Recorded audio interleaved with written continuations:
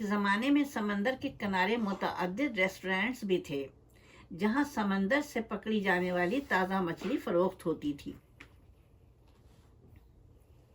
Singapore کی 60 لاکھ کی آبادی میں چینی نسل کے باشندوں کی اکثریت ہے، جبکہ مقامی باشندے جنہیں مالے کہا جاتا ہے 13%، 9% ہندوستانی ہیں اور باقی بدھسٹ ہیں، عیسائی ہیں اور مسلمانوں کی بھی خاصی بڑی تعداد ہے، جن میں اکثریت ملائیشیا اور بر صغیر سے آئے ہوئے افراد پر مشتمل ہے اور پاکستانیوں کی بھی خاصی تعداد ہے۔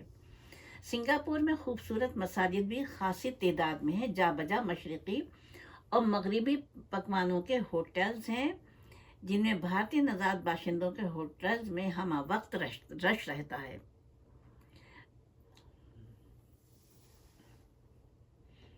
یہاں کی سڑکیں اور ان کے اطراف سبزے کی بہار و بہار رہتی ہے۔ سنگاپور کو سڑکوں کے کنارے لگے درختوں اور پھولوں کی بہتات کے باعث گارڈن سٹی بھی کہا جاتا ہے۔ ٹریفک انتہائی نظم و ضبط سے چلتا ہے۔ ٹریفک کے نظام کو کہیں بھی جام کی اذیت نہیں جھیلنا پڑتی ہے۔ سڑک پر گاڑیوں کی پارکنگ کا تصور بھی نہیں ہے۔ جدید الیکٹرانک پارکنگ سسٹم انتہائی اعلیٰ نوعیت کا ہے۔ پارکنگ کے داخلی دروازوں پر نصب مخصوص اینٹینا خودکار نظام کے تحت گاڑی کا نمبر اور داخلے کا وقت محفوظ کر لیتا ہے، گاڑی اندر داخل ہو جاتی ہے اور باہر نکلتے وقت بھی اسی طریقے سے سسٹم کی طرح کام کیا جاتا ہے، سسٹم کی پابندی کے ساتھ۔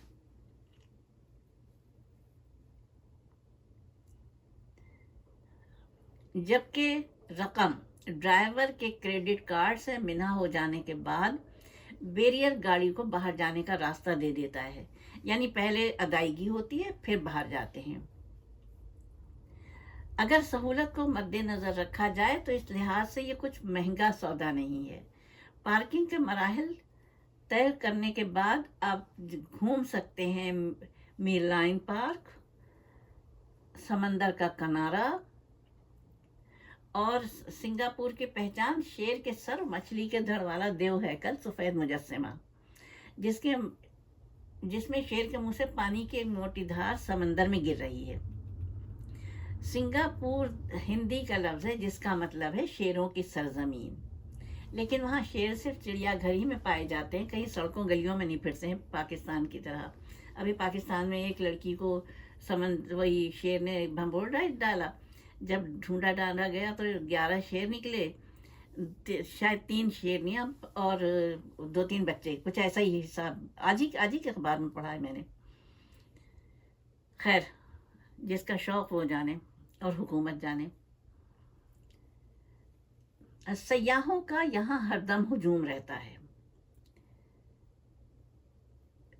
سنگاپور خط استوا کے عین اوپر واقع ہے، جس کے باعث سارا سال موسم معتدل رہتا ہے، یعنی نہ بہت زیادہ سردی نہ بہت زیادہ گرمی، البتہ بارشیں بہت ہوتی ہیں جس کے باعث نمی بھی خاصی رہتی ہے۔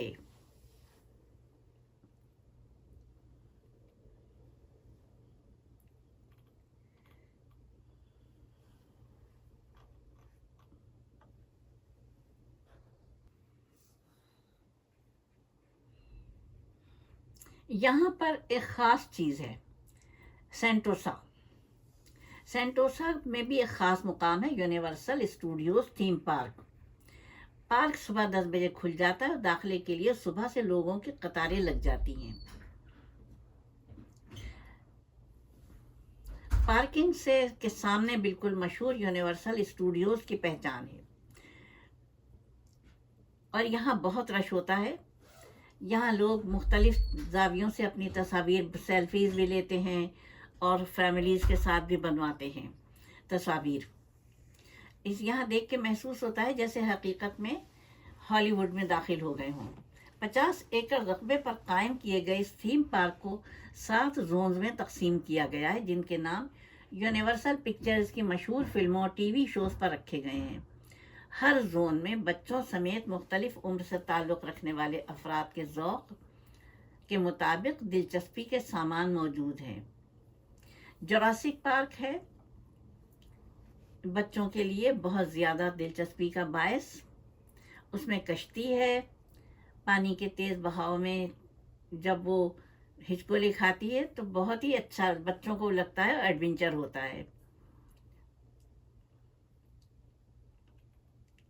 اب اہرام مصر کی کھدائی کے دوران ملنے والے قدیم آثار رکھے گئے ہیں. کچھ جانوروں کے ماڈلز ہیں،